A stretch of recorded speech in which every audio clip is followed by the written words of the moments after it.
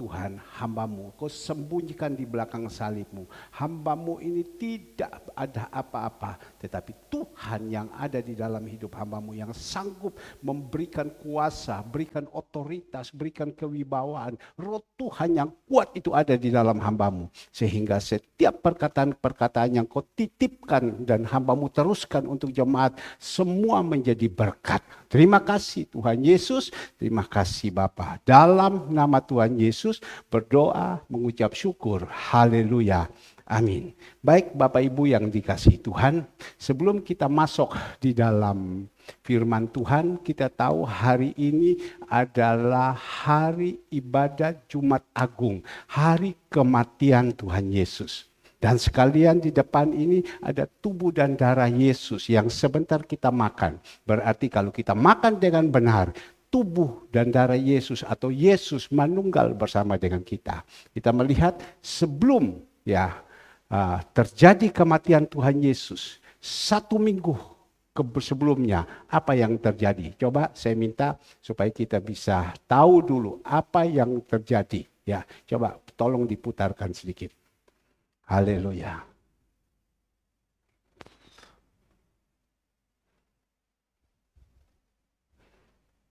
Agak cepat dan tolong dibesarkan. Ada kejadian apa saja ya selama seminggu sebelum Paskah? Dari Minggu Palem sampai Minggu Paskah. Yuk kita lihat sama-sama. Kita sudah sering mendengar tentang Paskah, yaitu kisah tentang kasih Allah yang luar biasa dan pengorbanannya bagi kita, orang berdosa. Minggu Palem. Seminggu sebelum Paskah, Yesus disambut masuk ke Yerusalem dengan daun-daun palem dan pakaian yang mereka hamparkan di jalan. Mereka berseru, Hosana, diberkatilah dia yang datang dalam nama Tuhan. Diberkatilah kerajaan yang datang, kerajaan Bapa kita Daud. Hosana di tempat yang maha tinggi. Di sana mereka merayakan Yesus sebagai juru selamat dan raja. Kamis Putih. Pada malam dia dikhianati, Yesus memecahkan roti, menuangkan anggur dan membasuh kaki murid-muridnya sebagai tanda bahwa tubuhnya diremukkan, darahnya dicurahkan, dan kasih pengorbanannya dinyatakan bagi kita. Perjamuan kudus yang kita lakukan mengingatkan kita tentang kematiannya dan pengorbanannya yang mahal di kayu salib. Jumat Agung. Setelah Yesus menghembuskan nafas terakhirnya dan menyerahkan rohnya di kayu salib, tirai bait suci robek menjadi 2, dari atas ke bawah. Kematiannya membayar lunas segala utang dosa kita dan memberi kita akses langsung untuk datang kepada Allah. Hanya melalui Yesus ada jalan bagi kita untuk bertemu Bapa, untuk dipersatukan kembali dengannya. Sabtu Sunyi. Sang Mesias itu disalibkan, tangan yang terpaku, mahkota duri yang di kepalanya dengan tulisan di atas kepalanya, inilah Raja orang Yahudi, melambangkan betapa besar kasihnya pada manusia berdosa. Bahkan di atas kayu salib Yesus berkata, Ya Bapa, ampunilah mereka sebab mereka tidak tahu apa yang mereka perbuat. Minggu Paskah. Pagi itu Maria Magdalena mengunjungi makam Yesus dan melihat batu di kubur itu telah terbuka. Yesus telah bangkit. Kebangkitannya membuktikan kuasa Allah yang luar biasa. Kemenangannya membuktikan bahwa dia menyatakan apa yang dijanjikannya. Dan dia telah berjanji untuk datang ke dunia ini untuk kedua kalinya. Itulah kejadian-kejadian menjelang Minggu Paskah. Yuk bagikan video ini ke teman-teman Anda di media sosial. Dan jangan lupa subscribe dan follow akun Santapan Rohani. Tuhan Yesus memberkati. Oke, baik. Terima kasih Bapak Ibu yang dikasihi Tuhan. Pagi hari ini kita sudah mendengar dan dengan kebenaran firman Tuhan. Sebelum terjadi kematian Tuhan Yesus, apa yang terjadi sebelumnya semua sudah dijelaskan. Sesudah Tuhan Yesus mati, apa yang terjadi sampai ke Paskah semua sudah dijelaskan. Saya percaya Bapak Ibu yang dikasihi Tuhan, kita berdoa supaya kita jadi jemaat mengerti, kita tahu agar supaya kematian Tuhan Yesus itu apa, ya. Dan mari saya ajak kepada Bapak Ibu untuk sama-sama kita membaca. Tolong dibukakan di dalam Lukas 23 ayatnya yang ke-44 Lukas 23 ayatnya yang ke-44, kita baca sampai dengan ayatnya yang ke-49. Semua sudah dapat ya? Oke. Yesus mati. Ketika itu hari sudah kira-kira jam 12.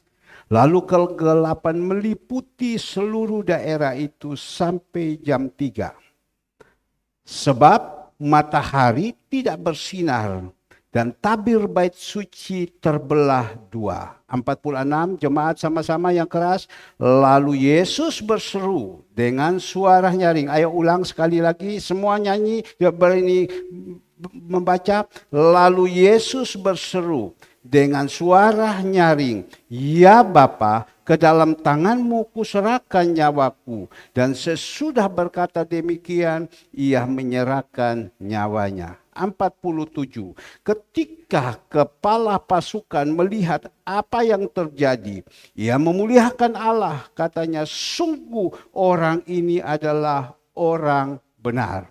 48. Dan sesudah seluruh orang banyak yang datang berkerumun di situ untuk tontonan itu, melihat apa yang terjadi itu, pulanglah mereka sambil memukul-mukul diri. Ayo jemaat 1, 2, 3 semua. Semua orang yang mengenal Yesus dari dekat, termasuk perempuan yang mengikuti dia dari Galilea, berdiri jauh-jauh dan melihat semuanya itu.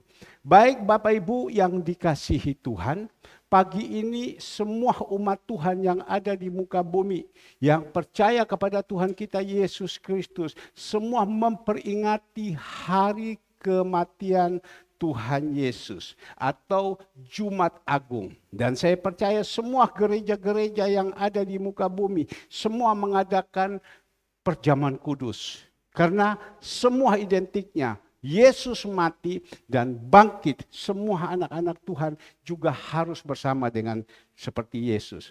Nah, pagi hari ini bersyukur, berterima kasih. Cuma sayang hati saya sedih. Ada domba 2 suami istri tidak ada. Karena mereka berpikir mungkin tidak ada artinya Jumat Agung ini. Mereka berpikir tidak artinya kebangkitan Tuhan Yesus. Lebih baik jalan-jalan saja. Itu yang sedih. Karena saya sebagai gembala benar-benar ada hubungan dengan jemaat. Tetapi ada jemaat yang mau dengar, ada jemaat yang tidak mau dengar.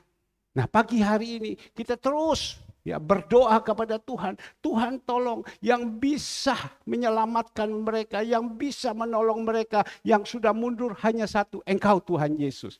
Kita manusia sudah tidak bisa berbicara apa-apa lagi. Tetapi Tuhan berkata, jangan jemu-jemu, terus berbicara, terus menasihati, terus menegur. Ya, tapi karakter manusia. Nah, kembali lagi Bapak Ibu yang dikasih Tuhan tentang kematian Tuhan Yesus. Kita tahu karena begitu besar kasih Allah kepada dunia ini. Dia utuskan anaknya yang tunggal. Siapa namanya? Yaitu Yesus Kristus. Dia datang ke dunia yang kaya siap jadi miskin. Mana ada orang yang kaya siap jadi miskin. Kita yang miskin, yang percaya kepada dia siap jadi kaya. Tapi kita lihat pengorbanan-pengorbanan Tuhan Yesus. Selama 3,5 tahun yang ada di dalam dunia ini. Begitu ruwet, begitu susah, begitu sedih, ya, begitu menderita. Karena apa? Karena kita. Karena kita. Kita tahu di dalam selama 3,5 tahun pelayanan Tuhan Yesus. Dan endingnya akhirnya dia tahu.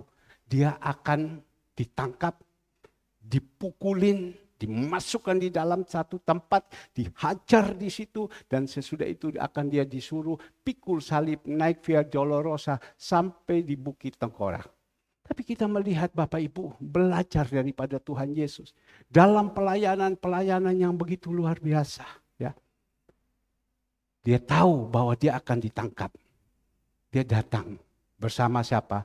Petrus, Yohanes, Yakobus, ketiga murid ini orang ring satunya Tuhan Yesus. Ya, Tuhan Yesus tahu bahwa saatnya nanti Petrus akan menyangkal dia. Tapi bawalah kepada mereka kemana? Ke Getsemani. Di situ dia berdoa kepada Bapa di surga dan dia berkata, Tuhan, kalau bisa cawan ini lalui, tetapi jangan kehendakku, tapi kehendak-Mu. Tolong Tuhan, karena dia tidak kuat. Tetapi ada satu kata, jangan kehendakku, tetapi kehendak-Mu. Tapi Tuhan kita Yesus Kristus, tetap Allah izinkan dia harus menghadapi ini. Supaya saatnya nanti dia endingnya di kayu salib dan mati di sana. Nah Bapak Ibu yang dikasihi Tuhan, selesai dia berdoa, dia bawa murid-muridnya. Dan kita melihat murid-muridnya yang ketiga masih tetap tidak mau berdoa. Dibikin hanya tidur saja. Tapi Tuhan Yesus datang pertama kali, dia sudah berdoa, dia tanya kepada mereka, apakah kamu tidak berjaga-jaga? Kau berdoa 1 jam saja, kau tidak berjaga-jaga. Ya. Tapi kita melihat murid-murid sudah Yesus katakan juga tidak mau. Yang kedua Tuhan Yesus datang lagi berdoa sampai dikatakan darahnya mengalir yang begitu luar biasa. Tapi dikatakan lagi dia melihat murid-muridnya masih tidur lagi. Dia datang kepada murid-murid, dia berbicara lagi. Yang ketiga kali dia berbicara lagi. Tetapi murid-murid sama sekali tidak anggap. Nah inilah manusia, inilah karakter manusia. Jadi kita kalau ada saat ini, kalau mungkin sudah diomongi, sudah dinasihati, jangan kita ambil namanya manusia. Kita nurut. Nurut itu tidak salah. Baik kok. Ya. Nurut, kita lakukan semua. Tapi kita belajar Bapak Ibu yang dikasihi Tuhan. Saat itu selesai, dia mulai pergi bersama-sama. Kemana? Turun ke Yerusalem. Apa yang dikatakan tadi. Waktu dia turun di situ, dia naik keledai. Dan kita melihat waktu naik keledai, mereka sambut dengan dia begitu luar biasa. Hosana bagi dia, hosana bagi dia. Daun palem itu mereka buka dan keledai itu jalan di situ. Bukan hanya daun palem saja, bajunya mereka taruh di situ. Dan keledai itu liwat. Begitu luar biasa, sangat menghormati kepada Tuhan kita Yesus Kristus. Sangat menghargai. Ya, itulah manusia. Tapi kadang bisa lupa kembali lagi. Ya, tadi mereka menjunjung dia, mengagungkan dia, menjunjung tinggikan dia. Tapi mereka bilang salib kembali kepada dia. Itulah manusia. Kembali lagi Bapak Ibu yang dikasihi Tuhan. Dan kita belajar Bapak Ibu. Pada waktu itu sesudah dia kumpul dengan murid-muridnya yang ada. Dia mulai 12 murid. Dan dia beritahu ada satu saat ya. Nanti kita akan makan ini dan nanti ada satu saat orang akan menjual saya. Orang akan menolak saya. Murid-murid tanya siapa? Tapi Tuhan tahu ada yang namanya Yudas yang menjual Tuhan. Nah kembali lagi kita melihat sesudah itu diizinkan dibawakan kepada siapa? Pilatus. Dibawakan kepada siapa? Herodes. Dan kita melihat di situ Bapak Ibu. Dia diadili di situ. Dia diadili di situ. Sampai Pilatus tahu orang ini orang benar. Orang ini bukan orang yang salah. Tapi Pilatus bilang saya tidak berani ikut campur orang ini. Tapi kita melihat yang lain rakyat tekan kepada Pilatus. Agar supaya masukkan dia di dalam penjara. Siksa kepada dia. Lepaskan Barabas dan Tuhan itu yang disalibkan. Singkat cerita, ditangkap semua, dilakukan Bapak Ibu yang dikasihi Tuhan. Apa yang terjadi? Kita melihat ya, apa yang terjadi? Kita melihat semua orang-orang itu ya. Baik. Selamat Bu, ya Tuhan Yesus berkati dari ya. Nah, kita melihat Bapak Ibu apa yang terjadi pada waktu Tuhan Yesus ada di dalam situ. Mereka semua berusaha untuk menangkap dia, mereka pukuli dia, mereka hajar kepada dia. Apakah Tuhan Yesus itu berdosa? Tidak. Tuhan Yesus itu hanya datang menebus dosa-dosa kita, menanggung dosa-dosa kita. Semua dia bawakan kepada semua yang ada di situ. Nah, kembali lagi Bapak Ibu yang dikasihi Tuhan. Dibawakan dan di situ kita diizinkan Tuhan Yesus dia naik di kayu salib, suruh pikul itu salib. Naik dari terap pertama, Via Dolorosa kedua, Via Dolorosa ketiga, naik di situ. Dan kita melihat sampai di Bukit Tengkorak. Sampai di Bukit Tengkorak, apa yang terjadi? Begitu berat. Tuhan izinkan saya 2 kali bisa naik Via Dolorosa itu, dan kita naik melihat di situ. Ya, sampai Tuhan Yesus di atas, begitu tinggi gunungnya. Dan sekarang di pinggir-pinggir itu sudah banyak toko-toko yang menjual souvenir-souvenir. Banyak toko-toko. Tapi Tuhan Yesus pada waktu itu sudah ada toko-toko. Dia diizinkan naik terap. Sampai pada waktu itu dia sudah tidak kuat. Ada satu, ya, Yusuf Arimatia, ya, dari Libya dikatakan, datang untuk apa? Disuruh kepada dia, ayo pikul salib ini. Pikul salib ini. Pikul salib ini.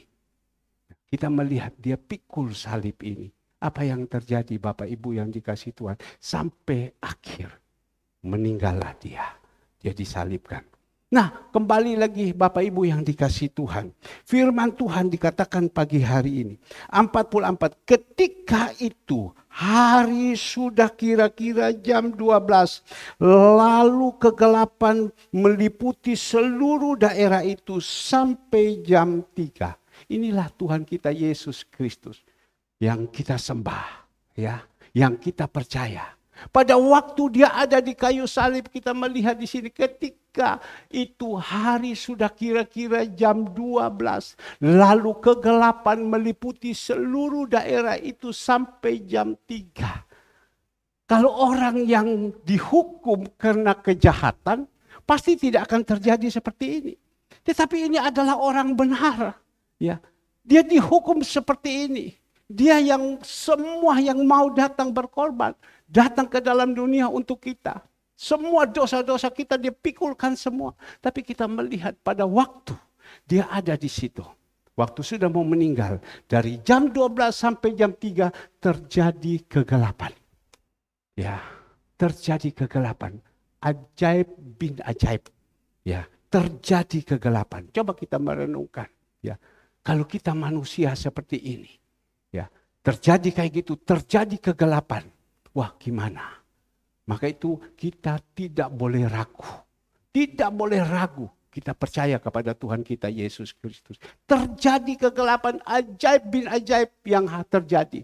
Dan kita melihat di dalam ayat 23 ayat 44. Lukas 23 ayat 45 coba. Sebab matahari tidak bersinar dan tabir bait suci terbelah 2. Matahari sudah tidak bersinar lagi. Itu kuasa Allah yang begitu luar biasa. Ya, matahari sudah tidak bersinar lagi. Itu begitu luar biasa. Dan apa yang dikatakan tabir bait suci itu terbelah. Ya, tabir bait suci itu terbelah. Kita boleh merenungkan. Kenapa pada waktu Tuhan Yesus itu dia ada di kayu salib. Pada waktu itu dia mati. Tabir bait suci itu terbelah. Di dalam perjanjian lama Bapak Ibu yang dikasihi Tuhan. Orang kalau mau datang kepada Tuhan. Mungkin melalui imam. Melalui toko-toko yang ada pada waktu itu. Tapi sekarang Tuhan Yesus sudah mati. Dia sudah semua dia tanggungkan semua. Jadi kita ini sudah hubungan langsung dengan Tuhan. Jadi sudah tidak hubungan dengan melalui siapa-siapa, langsung dengan Tuhan. Jadi kita yang tahu saat ini bahwa Tuhan Yesus pada waktu itu dia mati, di situ tabir itu terbelah. Ya, terbelah. Itu berarti sudah hubungan kita dengan Tuhan itu semua sudah bisa jadi satu. Jadi kita sekarang kalau ada apa-apa tinggal kita berseru kepada Dia, berseru kepada Dia, tidak perlu melalui siapa-siapa lagi. Ya, kadang orang mau minta berdoa, minta maka pendeta tolong bantu doa. Oke, baik, tidak salah. Ya, tidak salah. Juga Tuhan ajarkan kepada kita. Hubungan kita dengan Tuhan sekarang sudah tinggal kita teriak kepada Dia. Teriak, Tuhan tolong saya. Tuhan engkau baik, Tuhan engkau sangat baik. Sudah tinggal kita teriak kepada Dia. Itu semua juga sudah tidak ada penghalang lagi. Maka itu Bapak Ibu yang dikasihi Tuhan, kenapa tabir itu terbelah? Berarti hubungan kita dengan Tuhan itu sudah disatukan. Jadi mari Bapak Ibu yang dikasihi Tuhan, kita tahu pengorbanan Tuhan yang begitu luar biasa. Dan saat ini kita yang sudah percaya kepada Tuhan, kita tinggal datang kepada Dia, kita tinggal berseru kepada Dia, dan Dia bisa berbicara dengan kita langsung. Saya sangat senang sekali. Ya, kenapa? Tadi bisa Tuhan ingatkan kepada saya. Coba engkau kontak Ibu Kris. Coba engkau kontak Ibu Kris. Itu bertanda apa? Ada hubungan kita dengan Tuhan. Coba engkau kontak Ibu Kris. Saya kontak. Tapi Ibu Kris langsung pada waktu itu dia mengatakan, waduh Bapak Kris hari ini ulang tahun. Bapak Kris hari ini ulang tahun. Tidak satu kebetulan. Tetapi itu Tuhan yang sendiri berbicara kepada kita. Karena Tuhan itu maha tahu. Kau kontak kepada Dia. Kau berbicara kepada Dia. Ternyata kita lihat benar-benar Pak Kris ya, yang ulang tahun. Berarti saya berpikir betul Pak Kris ada di Sabu. Dia ada di gereja. Yang saat ini dia beribadah. Tapi Tuhan masih izinkan bahwa gembalanya yang mendoakan. Siapa? Tuhan masih izinkan gembala saya yang mendoakan dia. Sampai tadi kita lihat Ibu Kris nangis. Betul, anaknya Noldi ada di situ sama-sama. Dan saya mendapatkan kekuatan. Kekuatan. Sebelum masuk itu saya diingatkan Tuhan. Ini domba-domba anak-anakmu. Ya, ini anak-anakmu. Engkau berdiri, kalau hidupmu benar, engkau diberkati, anak-anakmu juga akan diberkati. Oh ya Tuhan, terima kasih. Maka itu kita berusaha agar supaya kita ini hidup benar, supaya kita bisa menjadi berkat. Menjadi berkat. Kembali lagi Bapak Ibu yang dikasihi Tuhan. Kita baca, kita melihat sekarang di 46, 46. Ya, 46. Yesus berseru dengan suara nyaring, "Ya Bapa, ke dalam tangan-Mu kuserahkan nyawaku." Dan sesudah berkata demikian, ia menyerahkan nyawanya. Ya, Tuhan Yesus ada di kayu salib. Dia sudah tidak kuat lagi. Ya, kedua tangannya dipaku, kedua kakinya dipaku. Semua lambungnya sudah ditusuk, darahnya yang begitu banyak yang sebentar kita makan dan kita minum tubuh dan darah Yesus. Apa yang dia katakan? Ya Bapa, nyawaku kuserahkan kepadamu. Serahkan semua kepadamu. Yesus serahkan semuanya. Sebenarnya Yesus bukan tidak bisa lawan dengan orang-orang itu. Tetapi harus Yesus lakukan ini. Harus Yesus menghadapi ini. Kalau sampai Yesus sampai waktu itu dia tidak mati, percuma. Kalau tidak mati berarti tidak ada kebangkitan. Tidak ada mati, tidak ada kehidupan. Dan kita melihat Bapak Ibu, Yesus mati. Ya. Waktu Yesus mati kita melihat Bapak Ibu yang dikasihi Tuhan. Ayatnya yang 47. Dikatakan di dalam ayat 47, ketika kepala pasukan melihat apa yang terjadi, ia memuliakan Allah. Katanya, sungguh orang ini adalah orang benar. Kita boleh merenungkan. Ini kepala pasukan. Dia yang memimpin prajurit-prajurit, tentara-tentara Romawi yang tidak takut sama Tuhan.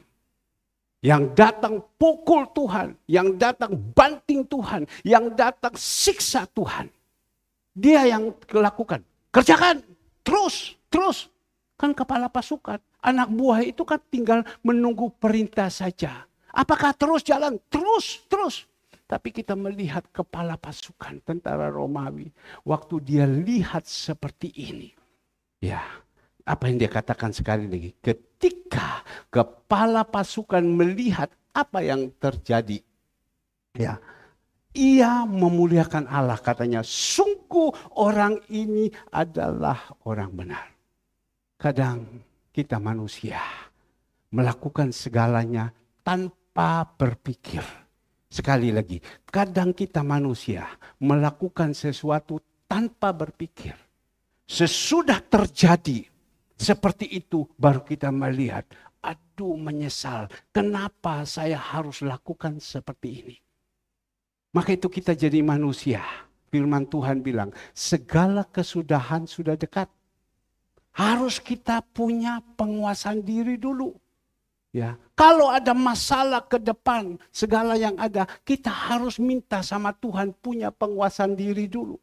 Supaya kita tidak gegabah mengambil satu keputusan. Ini tidak punya satu penguasaan diri. Cuma dia tahu ini tidak benar. Maka itu ini kan orang-orang berdosa. Tapi waktu mereka melihat Bapak Ibu, baru mereka menyesal.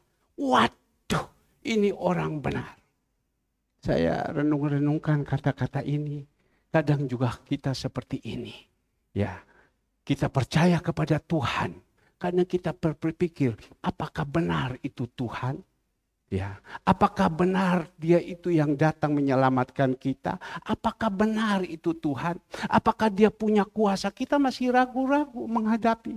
Jadi kita ambil keputusan-keputusan itu dengan keputusan kita. Sehingga pada waktu terjadi keputusan-keputusan kita salah, baru kita menyesal. Aduh, saya salah langkah. Tuhan hanya taruh di dalam hati saya. Tuhan sekali kelak dia akan datang. Pada waktu dia akan datang. Mungkin saat ini kita sedang duduk di gereja. Tiba-tiba datang pengangkatan. Waktu sudah datang pengangkatan, banyak yang terangkat. Ada yang tidak terangkat.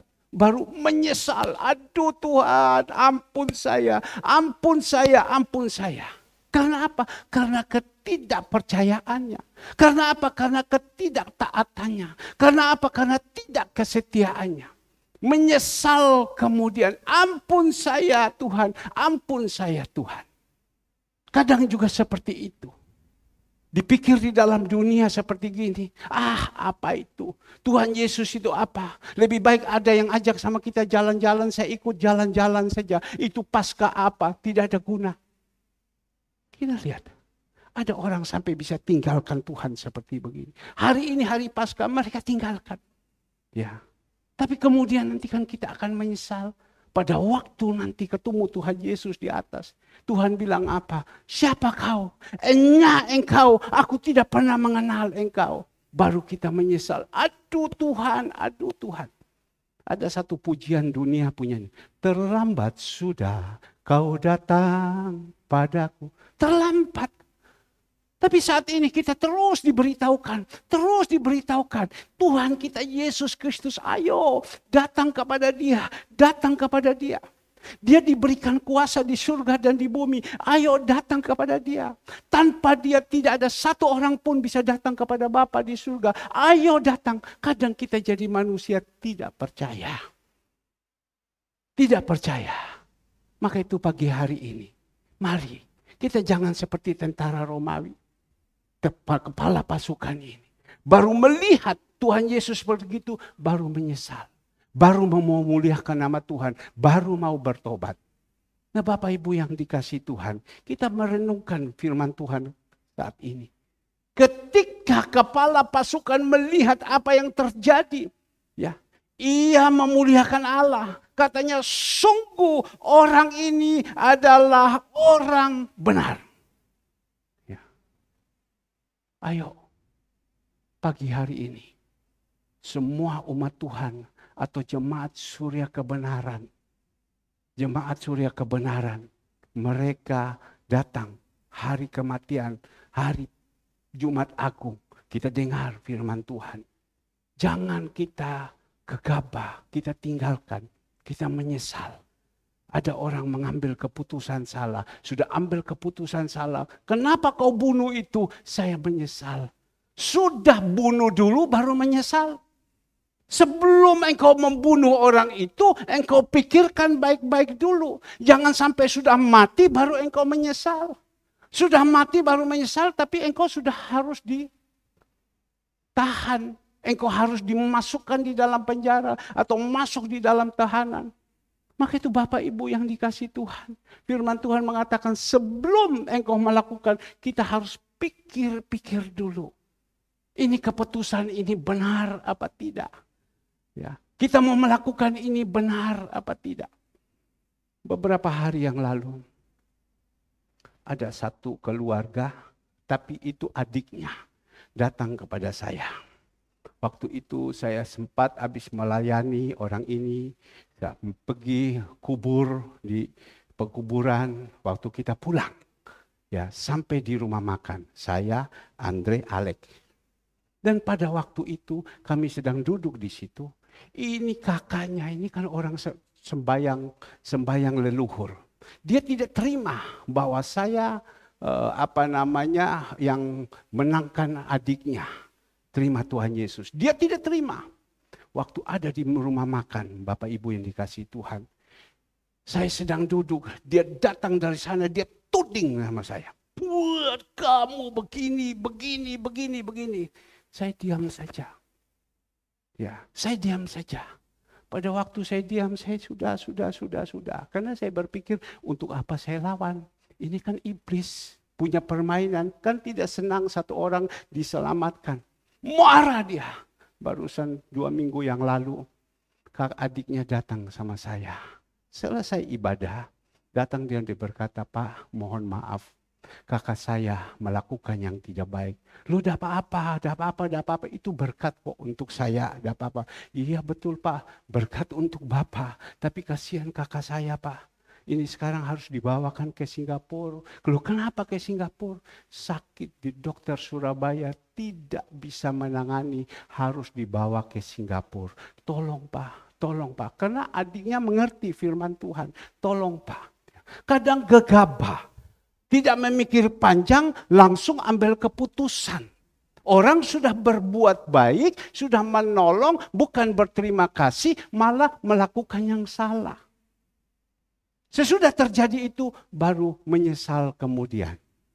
Nah, jemaat Tuhan yang dikasihi, kita berusaha supaya kita ini jangan sampai menyesal kemudian. Ambil keputusan yang salah. Tuhan taruh di dalam hati saya. Engkau melihat itu Bapak Kris. Ya, itu adalah domba yang kau dipercayakan untuk digembalakan. Ya. Meskipun saat ini dia sudah ada di sana, Tuhan masih taruh ada hubungan. Dia ulang tahun, Tuhan masih taruh gembala yang mendoakan kepada dia. Oh ya Tuhan. Kadang kita ambil satu keputusan. Kita melihat, jangan kita melihat Bapak Ibu, jemaat Tuhan yang ada di sini, gereja kita ini. Oh jemaatnya habis, ini dosa dan lain-lain segala semua. Tidak usah kita pikirkan ini. Kalau gereja kita tidak benar, dia sudah stop dari lama. Ya, tapi kita melihat gereja ini, 5 roti 2 ikan, dia tetap jalan. 5 roti 2 ikan, ngerti. 5 roti 2 ikan dengan tidak berdaya apa-apa, masih bisa memberikan 5.000 orang. Masih tambah lagi 5.000 orang. Masih tambah lagi dengan anak-anak. Bahkan ada lebih dari 12 bakul. Tuhan masih buat seperti ini. Maka itu mari kita terus. Ya kita berdoa anak-anak kita yang sudah mulai mundur, sudah jauh. Kita doakan mereka. Tuhan taruh senantiasa di dalam hati saya. Ya, doakan mereka. Sebab akhir zaman ini ada berapa banyak ya orang sudah tidak mengerti lagi. Ya, semua pada kepingin yang telinga yang enak. Tapi mereka tidak mau digembalakan yang baik. Pagi hari ini kita berdoa. Kalau ada dalam kebenaran, itu Tuhan akan munculkan. Kembali lagi firman Tuhan. Ayatnya 48 kita melihat. 48 dia katakan, dan sesudah seluruh orang banyak yang datang berkerumun di situ untuk tontonan itu, melihat apa yang terjadi itu, pulanglah mereka sambil memukul-mukul diri. Kenapa ya saya harus lakukan ini ya? Kenapa saya harus lakukan ini? Bahwa dia ini orang benar. Seperti tadi. Ya, menyesal di kemudian hari. Sambil memukul-mukul diri, dia katakan sini. Lanjut coba ayat 49. Dan semua orang yang mengenal Yesus dari dekat, termasuk perempuan-perempuan yang mengikuti dia dari Galilea, berdiri jauh-jauh dan melihat semuanya itu. Sambil memukul-mukul diri, dan perempuan-perempuan yang ikut semua, termasuk Maria Magdalena. Tadi malam saudara Alfred khotbah tentang Maria Magdalena. Ya, juga seperti ini, melihat, aduh, Tuhan kita Yesus Kristus. Tapi untung Maria Magdalena ini, dia tahu pada waktu Yesus mati, hari ketiga bangkit, dia sudah ke kubur, dia sudah pergi lihat. Dia percaya, melihat apakah Yesus bangkit apa tidak. Tapi dia punya iman. Mari Bapak Ibu yang dikasihi Tuhan, ya, kita sekarang sudah belajar. Kita harus percaya kepada Tuhan kita Yesus Kristus. Jangan kita tidak percaya. Ya, Tuhan Yesus sudah datang berkorban untuk kita. Ayo, apa yang bisa kita buat untuk Tuhan kita Yesus Kristus? Dia korban semua, ya. Yang kaya siap jadi miskin. Kita yang miskin siap jadi kaya. Kaya rohani, kaya jasmani, dan surga kekal itu ada milik kita. Kalau kita mau jalankan yang baik. Kita harus percaya Bapak Ibu yang dikasihi Tuhan. Jangan sampai kita tidak percaya. Jangan sampai kita Kristen KTP. Ada berapa banyak orang sekarang sudah tidak percaya. Justru mereka sudah tidak percaya lagi. Jadi mereka tidak mau datang. Apa itu Jumat Agung? Apa itu perjamuan kudus? Karena mereka sudah tidak percaya. Hati mereka sudah jauh daripada Tuhan. Mari kita yang ada, kita perlu tangisi mereka. Tangisi mereka, Tuhan tolong. Tuhan tolong. Tarik kembali orang-orang ini. Jangan sampai mereka jauh daripada Tuhan.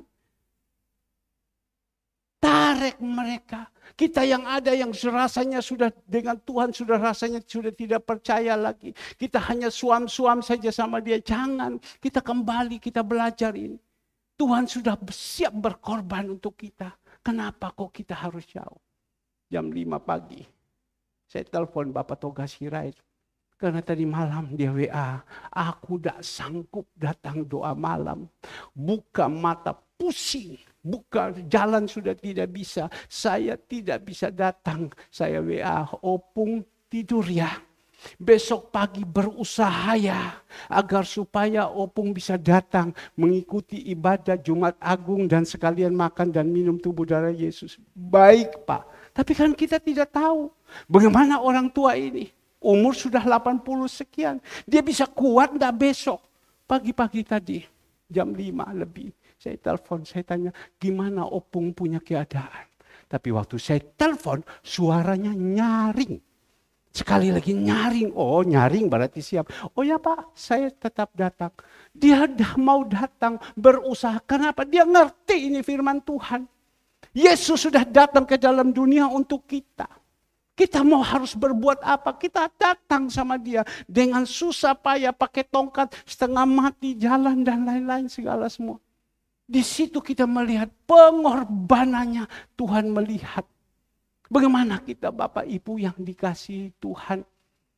Ya, coba kita renungkan dari orang tua ini. Maka itu di dalam Zoom senantiasa kita berdoa.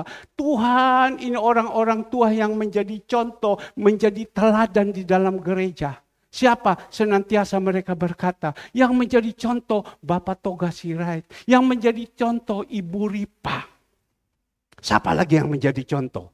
Tidak ada orang-orang tua ini yang mau ikut masuk di dalam sini. Orang-orang tua ini yang menjadi contoh. Pagi-pagi, pokoknya malam, mereka terus jadi contoh. Tuhan tolong jadi contoh, jadi contoh.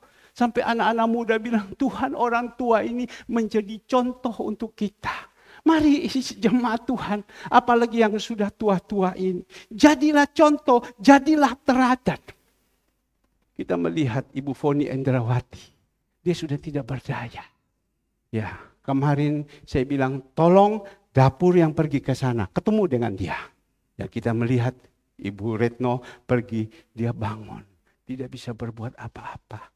Tidak ada siapa-siapa. Saya hanya WA-nya itu, foto videonya saya kirim dengan kasih pada anak-anaknya. Anak-anaknya hanya jawab, thank you, terima kasih infonya. Aduh, mati saya bilang. Thank you, informasi. Ya, kembali lagi. Yesus yang kita sembah ini. Ya, besok, lusa hari Minggu, kita memperingati hari kebangkitannya. Kalau Tuhan Yesus mati dan dia tidak bangkit kembali, percuma. Tidak ada gunanya. Orang bilang bocai, kita percaya orang yang mati. Tidak ada gunanya. Kita pergi, tidak ada gunanya. Tapi kita sekarang sama Yesus, ini Yesus yang mati. Dan hari ketiga dia bangkit. Bangkit dan dikatakan, inilah aku. Ya, telah diberikan kuasa di surga dan di bumi. Dan dia beritahukan, pergilah, jadikan bangsa ini muridku. Supaya apa? Percaya kepada dia. Kalau kita pergi kepada orang mati saja percuma. Tidak ada gunanya. Tolong, ya foto-foto yang ada. Sekarang persis hari kematian dan hari kebangkitan. Ya, orang banyak juga sama. Nenek moyang kita, leluhur-leluhur. Dan juga keturunan-keturunan kita. Pergi ke kubur. Kubur apa? Kubur orang mati. Tidak ada apa-apanya sudah kita melihat. Pergi ke kubur. Ini papa, mertua papa, mama, mertua saya. Ya, sekali lagi. Ini kubur. Ini papa, mama, mertua saya. Nah, kalau ini kakak saya Pak Andi, ini istrinya, kakak dari Ibu Siane. Kalau ini Dr. Alfred. Anak ini pintar sekali. Dia seorang dokter, ini insinyur anaknya ya, oke. Kalau ini kakak ipar daripada istri saya, ini kakaknya, ini kakak iparnya, ini Dokter Erik. Ya, ini Dokter Erik. Ini kita lihat ini Dokter Novita yang ada di sini spesialis anak, ini suaminya, ini kakaknya daripada Ibu Siane, Ibu Gembala. Model sama begini ya, tua sudah ya, padahal umur sama dengan saya. Mereka datang ke kubur. Apa? Bawa makanan. Kalau zaman dulu bawa makanan. Daging babi 1 ekor. Ayam banyak. Tebu dan lain-lain. Sopi dan lain-lain. Semua mereka kasih makan. Mana ada orang mati. Kok makan di kuburan? Tidak ada. Tapi kita melihat. Lanjut. Ya, ini ada beberapa foto yang menjadi bukti. Ini orang tua saya. Ini papa saya. Ini mama saya. Barusan saja kuburnya dibetulin lagi. Ini. Hanya ini yang ada. Ini kakak saya, istri dan anak. Ya ini juga istri dan anak. Ya itu saja. Lanjut kita melihat. Ya mereka datang. Dulu banyak makanan di sini. Ditaruh ini tapi ini hanya kembang saja. Datang untuk memberi. Tapi di sini kita melihat. Masih ada foto yang lain coba. Ya yang satu lagi. Ya ada lagi satu habis. Yang lain lagi. Ya tidak ada lagi ya. Oke. Ya ini saja. Bapak Ibu yang dikasihi Tuhan. Ini orang yang sudah mati. Tapi dia tidak bangkit. Tidak bangkit. Dia mati. Dan waktu itu. 1 tahun, 2 tahun. Itu dagingnya sudah tidak ada lagi. Tengkorak tok, tulang-tulangnya. Gigi emasnya masih ada. Rambutnya masih ada. Jas-jas yang ada sudah tidak ada lagi. Hanya tulang belulang. Itu saja. Tapi Tuhan Yesus ini mati. Hari ketiga dia bangkit. Mati, hari ketiga dia bangkit. Mungkin kita bertanya, kemana ya Tuhan Yesus itu mati ya? Selama 3 hari itu, dia kemana ya?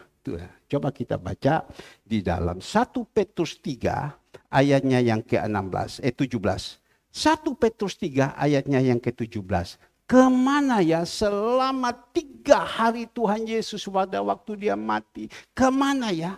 1 Petrus 3 ayat ke-17.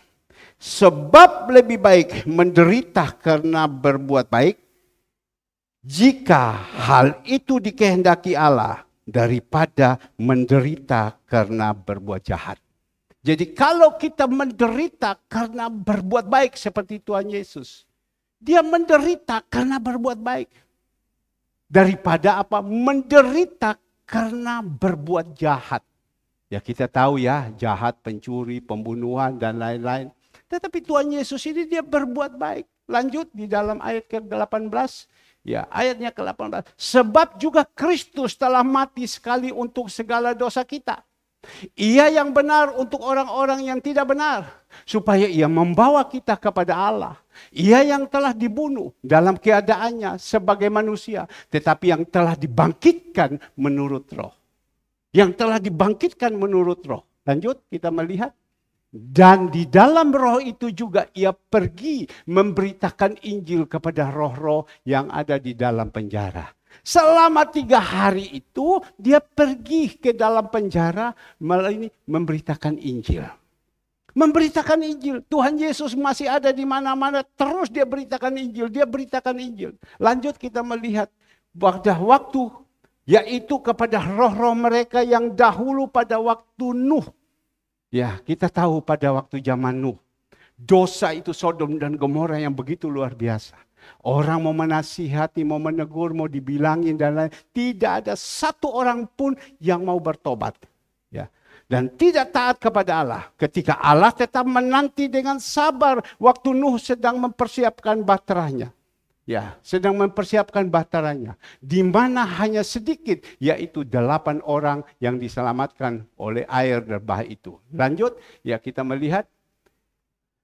Juga kamu sekarang diselamatkan oleh kiasan, yaitu baptisan. Maksudnya bukan untuk membersihkan kenajisan jasmani, melainkan untuk memohonkan hati nurani yang baik kepada Allah oleh karena kebangkitan Kristus.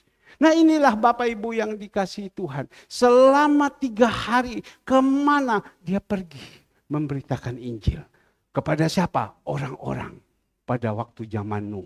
Air bah itu tutup semua. Tenggelamkan semua orang-orang itu mati binasa. Tapi kita melihat mereka ada di dalam penjara. Di situ rohnya Tuhan datang. Berbicara, menasihati, menginjil mereka. Mari Bapak Ibu yang dikasihi Tuhan. Tuhan yang sudah berkorban untuk kita. Ayo jangan kita lepaskan kepada Dia. Jangan kita lepaskan kepada Dia. Dia sanggup ya untuk menyelamatkan kita. Dia sanggup untuk melakukan apa saja. Jangan kita melepaskan Dia. Tidak boleh lepaskan Dia. Seperti pokok dan carang. Jangan sampai kita jauh daripada Dia. Mari Bapak Ibu yang dikasihi Tuhan. Saya minta pemusik singer. Sebentar kita akan makan dan minum tubuh darah Yesus. Hari ini 1 kali saja kita ibadah. Jemaat Tuhan sudah dengar, kita berdoa. Agar supaya jangan sampai kita lepaskan Dia. Kita harus sungguh-sungguh datang mencari Dia. Percaya kepada Dia. Dia berkuasa di surga dan juga Dia berkuasa di bumi. Di surga Dia berkuasa, di bumi juga. Saya minta singer, oke? Dia berkuasa di surga dan Dia berkuasa di bumi. Di bumi Dia mau lakukan apa saja bisa. Seperti kita melihat. Ya. Tidak ada dasarnya untuk kita bisa menjalankan ibadah ini. Tidak ada dasarnya ibadah gereja kita bisa jalan. Tapi karena ada di dalam kebenaran, Tuhan bisa buat semua berjalan dengan baik. Kalau